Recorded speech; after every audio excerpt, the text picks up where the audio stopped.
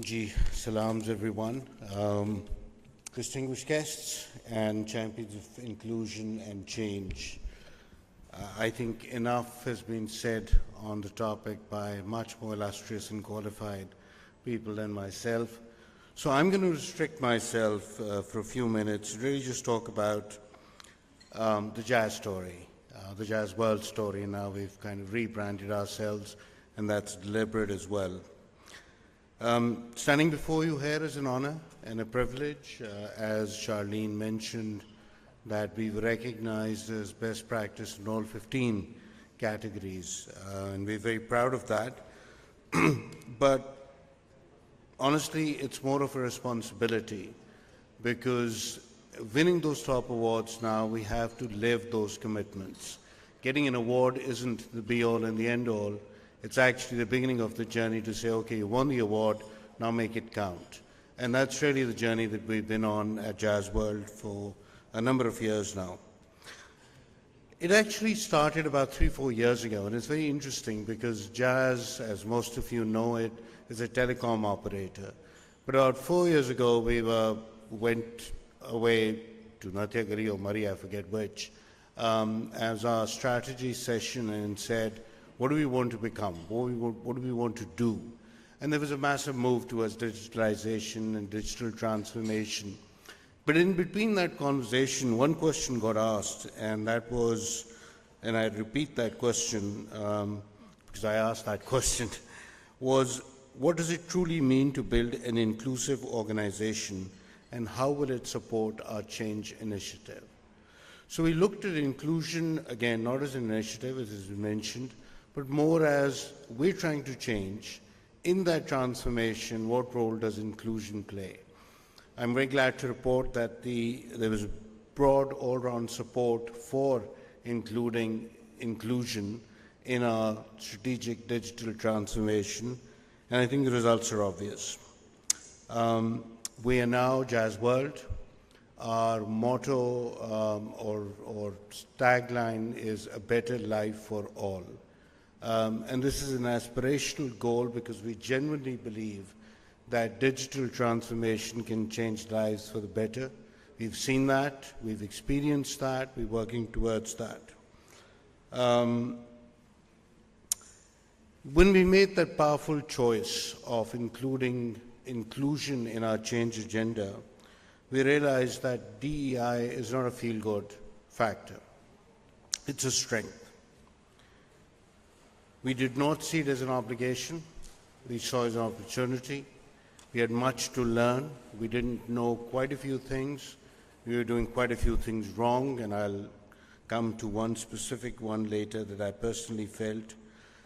But we included as a core business strategy.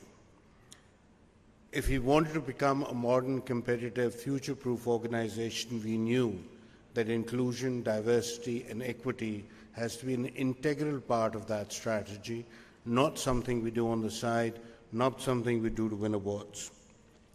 And as we progressed on this mission, it became quite clear.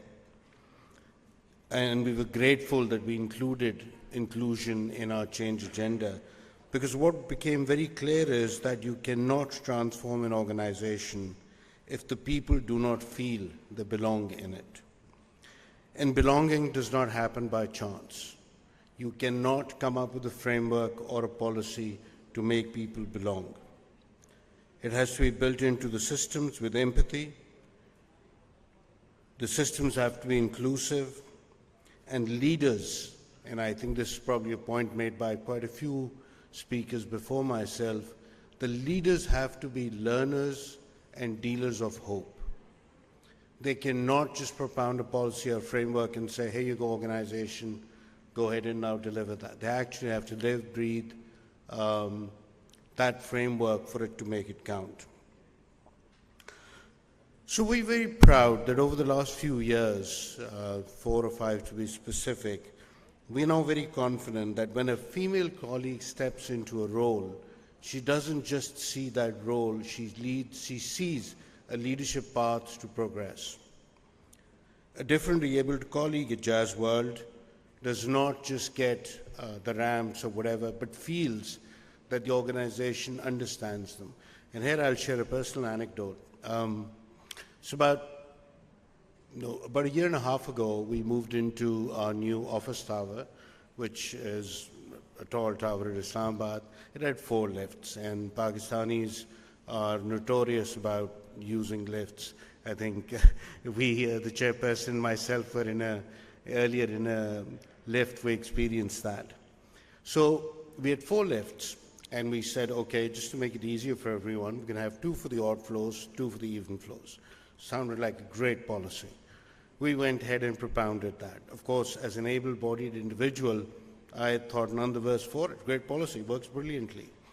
Lo and behold, about a year and a half ago, but February last year, I suffered a health episode, and as a result, I was differently abled for about 6 months. But those are just examples of a simple mindset change that we need to bring, that we need to live. And like I said, policies are well thought through, they're great, but unless they deliver an idea to the people that they belong to the organization, they don't really work. We did a good job. Dr. Rabia Khattak is here. She's our DEI officer. We really strengthened the diversity, equity, inclusion play at Jazz. Then we said, you know what, our job's not done here. We need to take what we've learned, what we're preaching, what we practiced, beyond. So we worked together with LUMS and decide a bespoke women corporate leadership program. Every cohort, we include 5 ladies from Jazz. We include about 25 ladies from the rest of corporate Pakistan. And interestingly, we include 5 men from Jazz. Because again, you want to see not just, I think Ataf made that point, you want to make sure that the men are also starting to see that. And I was at the latest cohort last week. It was quite interesting. The 5 men seemed the most energized on what they had learned in that course than the 30 other women. We've trained over 10,000 women on financial literacy in partnership with UN Women, and that goes on. These are primarily rural women in rural Pakistan, where of course we take the Jazz Cash message to them and try and educate them on that. So this is something we're very proud of. Something that hasn't been mentioned here, and of course we talk about gender inclusion in the workforce in corporate Pakistan, in our offices, but we felt there was another missing link in this game, and that's women and sports. So we took that upon us, and you know, the adage goes, all work and no play makes Jamila a dull girl. So we said, while we will push the corporate gender differently abled, we're also going to try and see how we can improve the status of women in sports in Pakistan. So Jazz World is now the proud sponsor of the Pakistan women's national cricket team.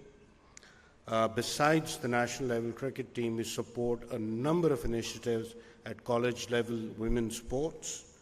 We are supporting, I think, I forget the exact number, Rabia, but at last 6 to 7 individual superstars, female, who we believe have the potential to represent Pakistan at an Olympics. So the next Arshad Nadeem is a Naila Ashraf or a Mejameen. So our ambition is to have a female Olympian representing Pakistan soon, inshallah. Okay, so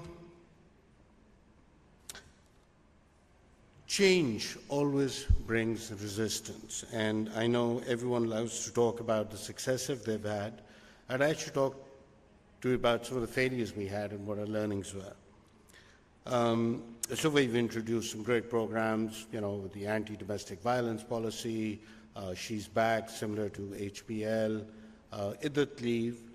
But the interesting thing was that on paper, while all of these initiatives sounded very good, there was initial apprehension within the organization.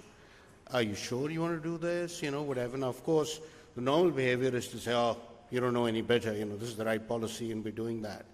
But again, we said rejection or apprehension isn't a sign that they're not on board.